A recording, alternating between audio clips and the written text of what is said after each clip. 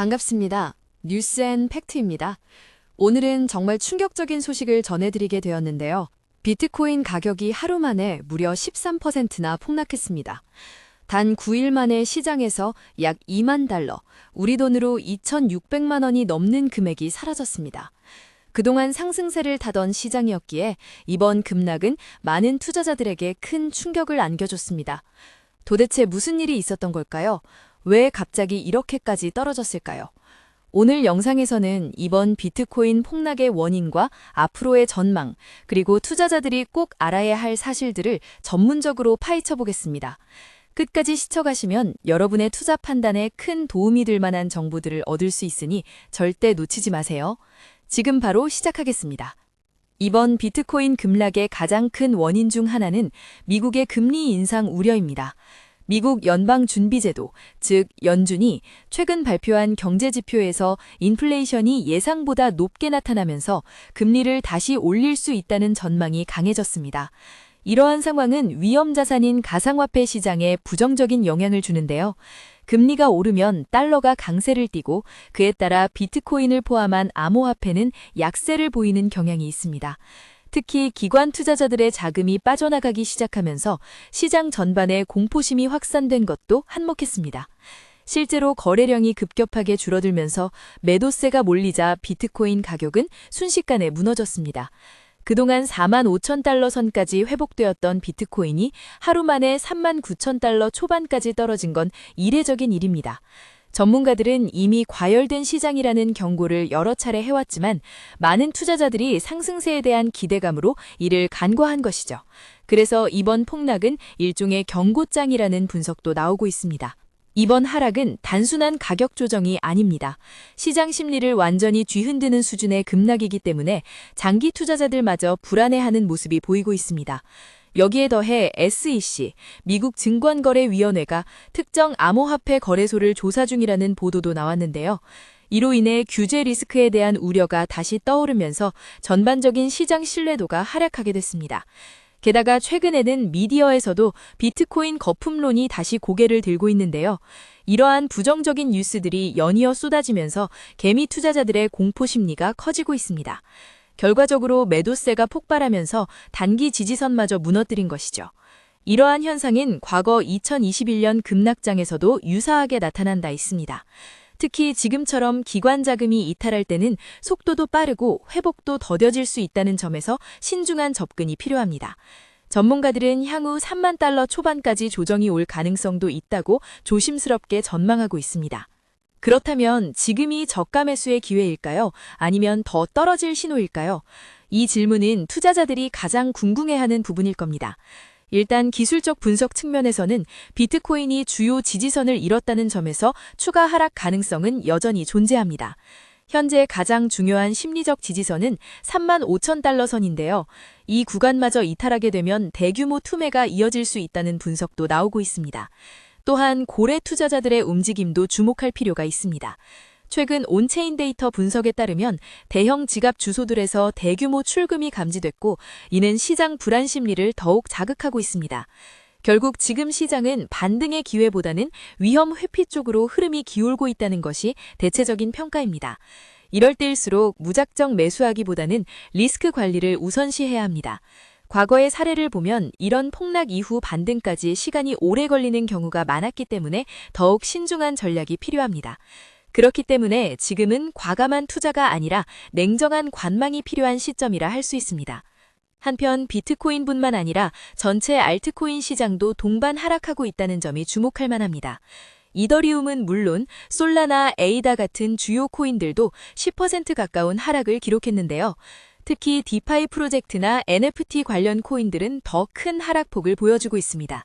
이는 단순히 비트코인 하나의 문제가 아니라 시장 전반의 신뢰도에 금이 갔다는 뜻이기도 합니다. 투자자들이 전반적으로 리스크를 줄이기 위해 자산을 현금화하고 있는 것으로 보이는데요. 이런 현상은 보통 위기 전조 신호로 해석되기도 합니다. 또한 최근에는 비트코인 ETF 승인 이후 과도하게 유입된 자금이 빠르게 빠져나가고 있다는 지적도 있습니다. ETF를 통해 들어온 자금이 결국은 단기 차익 실현용으로 쓰였다는 평가인데요. 결국 시장은 이를 소화하지 못하고 가격 급락으로 이어졌다는 분석도 존재합니다. 이처럼 여러 복합적인 요소들이 겹치며 현재의 하락장은 단순한 가격 조정이 아닌 구조적 위험 가능성까지 제기되고 있습니다. 하지만 모든 것이 부정적인 것은 아닙니다. 일부 전문가들은 이번 하락을 오히려 긍정적으로 보는 시각도 있는데요. 과열됐던 시정을 식히고 건강한 조정을 거쳐 더 강한 상승을 위한 기반을 마련할 수 있다는 분석도 존재합니다. 실제로 비트코인은 과거에도 수차례 급락을 겪고도 다시 회복한 전례가 있습니다. 다만 그 과정에서 수많은 투자자들이 손해를 보고 시장을 떠났다는 점도 기억해야 하죠. 이럴 때일수록 중요한 건 나만의 기준을 가지고 투자하는 것입니다. 무턱대고 따라 사거나 공포에 휘둘려 팔기보다는 시장 상황과 나의 자금 계획을 냉정하게 바라보는 태도가 필요합니다. 특히 초보 투자자라면 이럴 때는 오히려 관망하면서 공부하는 시간을 가지는 것도 좋은 전략이 될 수 있습니다. 그래서 이번 하락을 단순한 손실이 아니라 투자 수업료로 생각하면 분명히 배울 점은 많을 겁니다. 비트코인 가격 변동이 이렇게 클 수 있는 이유는 여전히 시장이 불안정하기 때문입니다.